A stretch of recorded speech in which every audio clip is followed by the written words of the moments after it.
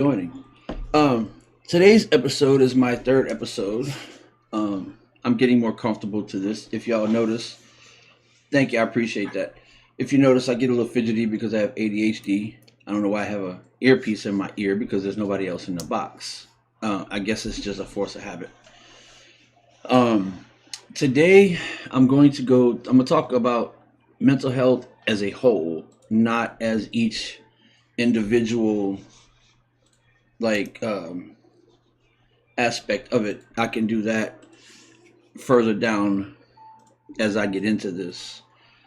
As a whole, mental health is talked about a lot, but not for men. As a male who deals with mental health, I see that a lot. That the stigma for mental health for men is not talked about as much as it is for women. And me, I am an equal opportunity person that believes that if one gen one what's the word I'm looking for, if females and males, men and women, deal with some of the same things, why not stop trying to compare women's mental health to men's mental health and vice versa? Because we all have something in common when it comes to mental health. Maybe not 100%, but we all deal with some type of mental illness or chronic illness or mental health. And it's just men don't, I guess the way I see it is men was taught not to share their feelings, not to cry, not to express not to express themselves, because I grew up in a household where men, hey Mario, where men didn't, I appreciate that, where men did not, men was taught in my household not to smile, not to laugh, not to cry. They were just told, we were just told not, we were just not taught to show emotion. And that has been with me my whole life. Mental illness is not something to take lightly, because it doesn't matter if you have one mental illness or five. It's something that has to be talked about, because people every day are unaliving themselves for reasons of just unknown to people, because either uh yes, I agree, Mary, either they were told, the men were told not to, or were brought up not to talk about their feelings, or B, they were told that they would look weak if they cried. um and when me growing up, thank you, Kevin, welcome in, growing up, I lost my father at 4, and I had a stepfather, and he didn't like physically abuse me. I mean, he did the normal spankings and punishments like that, but he would browbeat me. Like he would tell me he would tell me that I wasn't gonna amount to shit. He would tell me, he says, you're not gonna be shit. You ain't nothing but lazy, you know, things like that. He would browbeat me, and I used to I used to always argue back with him, because it made me it just made me upset and hurt me, because but I didn't show it. I didn't show it to anybody, because I just went on as a kid that I thought it was acceptable. I didn't want to tell nobody because I was afraid that I would get looked at weird, or people would think that I was weak and things like that. And as I got older, I would rebel, and I would just do things, and my stepdad did not like it. Um, and when I started smoking cigarettes, um, he he put he took a cigarette, not lit, but he took an unlit cigarette and he put it in my mouth and said, "Here, eat it." I'm not afraid to talk about what I've been through. I'm not. because what I've been through has made me the man I am today. I don't regret my past. I didn't do anything to. I never hurt nobody. I never killed nobody, and I never purposely hurt anybody. Now, accidentally, probably so, but in growing up, when I reached 12 or 13 years old, I I started rebelling a little bit more, and my grandmother, she started seeing it, and when she found out I smoked cigarettes, now my grandmother was old school. She said, "I would rather you, I would rather take the money that I give you for doing chores and buy your cigarettes than you bumming them off the street and getting something laced with, any type of drug or something like that." Now, some people might say that was wrong for her, but that was her way of seeing things. Maybe she shouldn't have, but again, who I'm not gonna sit there and say, well, she wouldn't have did that. That I would have, I would have been different, because we can't go back and tell ourselves, well, what if this would have been different? What if that would have been different when it comes to anything? So as I got older, 13, 14, I was just, I was just out there with no care in the world. And the older I got, and then when my grandmother passed away, I literally just really became just this ornery, no care in the world teenager at 17 years old. I was just staying out late. Good morning, Jen. Thank you for stopping in. I was out late at 17. I dropped out of school, and I just started just this down this path that I'm surprised that I'm not like in worse shape now from all the things that I was doing. I mean, I wasn't a drinker, but I was severely just like doing what I wanted, and I have a control issue. That's why I'm home most of the time, because I don't like people controlling my life. Very, very control issue, and it's hard for me. That's why I can't hold a job anymore. That's why I'm home, because of that. And so 18, 19, as I got older, I had all these jobs. I had all these jobs, and I was just, I still to this day, I still fly off the handle sometimes, but I'm getting better. I'm getting better at not letting things rattle me, not let people rattle my cage. I made a quote about that this morning.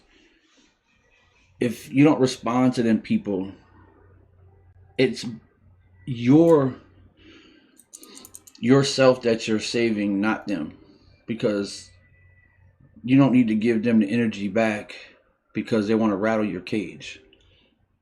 20 years ago, somebody rattled my cage, I'd be quick to want to fight, curse them out, or just anything about it. I would just, but now, as I'm older, it's like, okay, there is in the movie 8 Mile. Welcome in, Sam. In the movie 8 Mile, at the end of the movie, when Eminem at that last battle, right before he handed the mic, he says, "Here, tell them something they don't know about me." So that's how I feel now. If somebody comes at me and starts rattling off things about me, like you're this, you're that, I don't let it bother me. Tell me something I don't already know. So back to my mental health, I did not realize that I had bipolar and ADHD. I just recently was diagnosed within the past 2 years with a year and a half with PTSD and anxiety I've been having. So we all deal with it in different ways. But if we can address mental health, not just with men, but like I said, back to the thing, men do not talk about mental health like they should. It really is a stigma. The glass ceiling has to be shattered, no matter what, because the days of men not being this tough. It's okay to be okay. It's okay to not be okay as a man. It's not weak to cry. It's not weak to talk about your feelings, because if you talk about them, it can help you a little bit. It doesn't work for everybody. I know this. We all have different ways. I mean, we all have different ways of dealing with mental health as men and women. And statistics are showing, that men just they're afraid. They don't want to talk about it because they don't want to look weak. They don't want to look like they're cowards, or as they would put it, this whole tough attitude. It is okay to talk about your feelings, to talk your it's valid to talk about what you're going through, because you never know who's listening. I don't know who's on the outside of this live right now just listening without coming in. That's the thing about TT, is people can be listening without coming into your live. So you could be helping people and not knowing it. That is my mission. I want to help people. I want to have people say, hey, it's okay. I can come talk to you and it's safe with no judgment, because I've been judged before. I'm even judged to this day. When I tell people about my mental health, or if I tell them about my leukemia, they're like, well, you don't look sick. And it really irritates me when people say that. It does. I have anxiety, but when I take care of my mom, she's 83 and she's not in the greatest of health, so I take care of her. So when I have to take her, good morning, David. Thank you for joining. When I have to take her to the doctor, I have to put my anxiety aside, or I have to take something called LT. It's over the counter. It's nothing like, it's not hardcore. It's just to help. So I have to put my anxiety to the side so I can take her to the doctor, because that's what I chose to do, is to take care of my mom. So that's why I have to do that. And the mental health aspect, every day people is worried about, not everybody, but some people worry about what people think about them. Some people worry about what they say about you. And yes, I know it's hard to get over that, because we all have some trauma in our life, whether it's small amounts or big amounts. We all had something. It shakes us to our core. I talked about that in my last episode. And mental health, when I got diagnosed with CLL leukemia, my mental health just really amped up. Thankfully, my wife is, I love her to death. She is the person that we both balance each other. And when I get anxious, overwhelmed, she helps me refocus. And I do the same for her, because she also deals. And 43% of adults in the U.S. suffer from some type of mental health, whether it's anxiety, ADHD, bipolar, borderline personality disorder. There's so many different things that we suffer from, and it can cripple you. Like, it can keep you from leaving your house for months, weeks, days, sometimes never. Sometimes you never can leave the house because of mental health or mental illness, or whatever they choose to say. It's just, in general, it's a problem that doesn't get talked about. And many people self-medicate through other means, drinking, or substance abuse, or cutting themselves, or even gambling, even adrenaline rushes, things like that. They have ways to cope with it. me and my wife choose to use the gym as our coping mechanism for our, some of our issues. And I'm addicted to going to the gym. If I can live in the gym 2 days a week, 7 days, 2 days a day, twice a day, 7 days a week to cope with my issues, I would. But I know.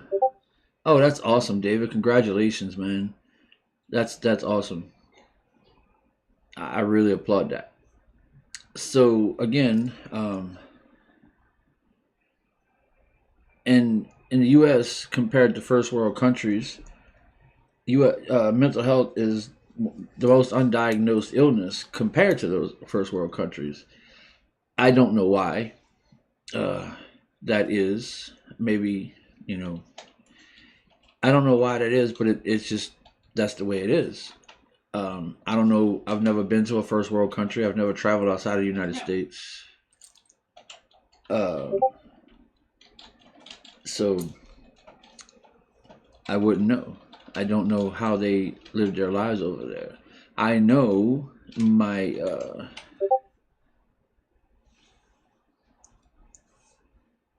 to other first world countries. Okay, my bad.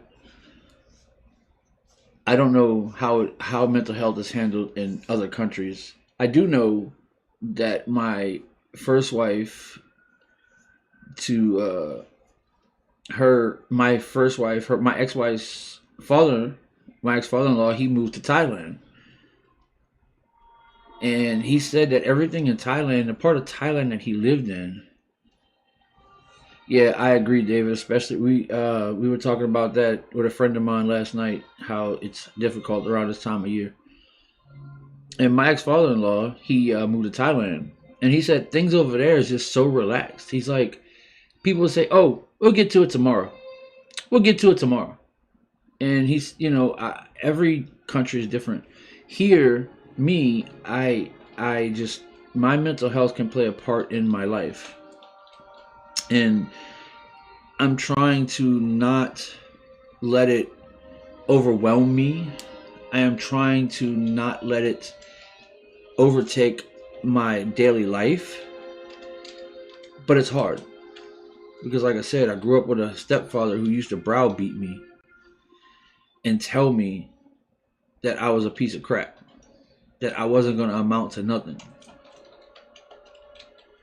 And it stuck with me. It still sticks with me to this day because I hear him in my head sometimes.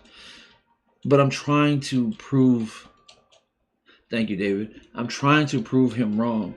I'm trying to show my mom. Now I'm about to get emotional here, because when Kevin approached me, I felt like it was not real. I felt that it wasn't real at all. I appreciate you, David. In the U.S., more than $190 billion in wages are lost because of mental illness. That is also, my wife's my producer, so she's feeding me information. So if I turn, that's fine. But I'm getting a little emotional because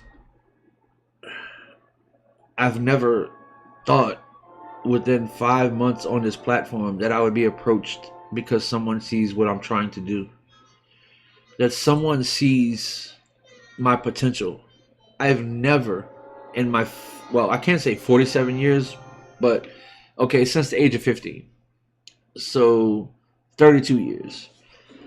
I never thought that someone would, I was always told that I wasn't going to be nothing, that I wasn't going to become nothing. When Kevin approached me and I got all the information, I told my mom, y'all have to pardon me for a second. This is raw. This is no script. This is nothing. This is from me. I told my mom that I have a potential to be somebody. And she just had this look on her face like she doesn't really get emotional unless I'm fighting with my brother, but that's a whole nother story. I felt that she felt happy for me, like, because she sees me doing good. I've always tried to do good. but sometimes, but my mental health is just, it's getting to the point to where I want to show people that it's okay, you know. It's okay not to be okay once in a while, especially as a man, because uh we get told that if we're cry that we're weak or anything like that. And I don't want that. I don't want people I don't want men or women in general or anybody and to think that you're weak because you show emotions. As you see, I rarely get emotional like this on camera. It's mostly off of camera, but it hits me in my feels when I talk about this because I want people to know that you have people out there who matter, who care, who want to be there. It doesn't matter to me your sex, your religion. That don't bother me. I want to help you. If you feel the need that you need to talk, I will sit down and listen. It doesn't matter how I feel about your situation. My thank you, Sin. I appreciate that so much. I want people to know that it doesn't matter your background. I don't care about where you're from. I just want to make sure that you are right.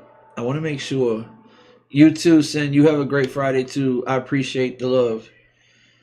I want to be, I want to be the voice for the voiceless. I want to be the one because I have a friend that also is also an advocate. He's not on here, but he's on Facebook and he's a real good friend of mine. He's got cerebral palsy and he's also an advocate for disability and mental health. And he's always inspiring me. And I just want to tell people, I just want to be there because mental health to me is worse. The way I see it is if you get into an argument with somebody or a fight and you physically harm that person, they can heal from that. Their body can recover. You can recover from the injuries. But when somebody mentally brings you down, welcome in Valerie. When somebody mentally brings you down, it could take a while, a long time, years and years and years to recover from something like that. I say it all the time, words matter. Good morning, Valerie. Thank you for stopping in. Words matter. What you say matters to people. Because what if you tell somebody or you give somebody some advice and then 10 years later they come to you and be like, what you said helped me become a better person. And that's what I want. I want to be able to tell people, hey, it's okay. Just let it out. You need to cry, you need to yell, you need to vent. Hey, yell at me. Just say, hey, I need somebody to yell at. I'll let you yell at me. I'll let you vent because I I used to hold my problems in, and 5 years was before I met Kay and before I met my first wife. For 5 years, I held in a lot of anger, a lot of suppressed anger, and then one day it just came out, and yeah, I tried to hurt myself because of it. And 12, 13 years ago, I've told myself I would never try to harm myself in any kind of way, no matter what I'm going through. And I've kept that promise. And my mental health as a man, it sucks. It really does ruin my day sometimes. But my wife, she's her anxiety is way more worse than mine. So I can put it to the back of my head to go out and do some of the things that I have to do for my family. And then once I sit down, it's like it rushes to me. It'll rush my emotions will rush to me, and then I'll get overwhelmed, and then I'll have to calm down. And it sucks. I ain't gonna lie. It sucks. And my trust issues doesn't allow me to have things delivered to the house for food. Now, other stuff, yes, I can deal with that. But my control issue doesn't allow me to have food delivered to the house. It's weird. If I want certain things, you know, I still would I'll have things delivered, but some things I like to get in person, like clothes. I'd rather try them on before buying them online because different manufacturers fit different.